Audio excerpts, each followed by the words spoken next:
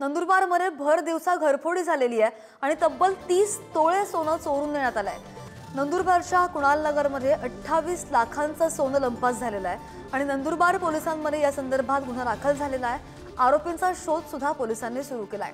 चोरांनी कुणाल नगरमधील DSK अपार्टमेंटमध्ये शिक्षिका अनिलाबाई बापूराव पाटील यांच्या घरात लावलेलं कुलूप तोडलं आणि आतमध्ये प्रवेश करून घरातील लोखंडी कपाटाचा दरवाजा तोडला।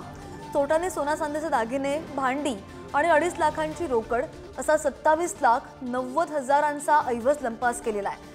पोलीस ठाण्यापासून अवघ्या 200 मीटरवर घरफोडी झाली आहे आणि त्यामुळे या परिसरामध्ये भीतीचं वातावरण आहे। बातमी पाहतो नंदुरबारमधून। अधिकची माहिती घेऊन आमचे प्रतिनिधी आफ्ताब खान आपल्यासोबत आहेत। आफ्ताब, बरीच मोठी रक्कम आहे, 28 लाखांचं सोनं आणि जवळजवळ 2.5 लाखांची रक्कम।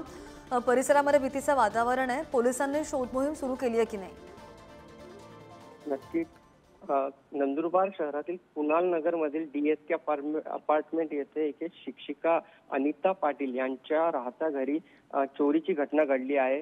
विशेष म्हणजे हे जे परिसर आहे ते उपनगर पोलीस ठाण्याच्या जवळपास 200 मीटरच्या अंतरावर हे परिसर आहे आणि इथे भर दिवसा या घरात चोरी झाली आहे। या चोरीची घटनेत जवळपास 30 तोळे सोन्याची जे दागिने आहेत, भांडी, 2.5 लाख जे रोकड आहे, असं एकूण जवळपास 28 लाख रुपयाचा मुद्देमाल चोरीला गेला आहे।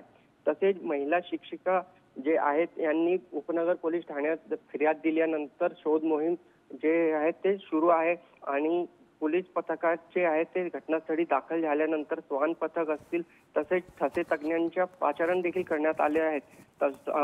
तसेच नंदुरबार शहरातील मुख्य जे उपनगर पोलीस ठाणा आहे त्याच्या जवळील ही घटना घडल्यानंतर संपूर्ण परिसरात खळबळ माजली आहे।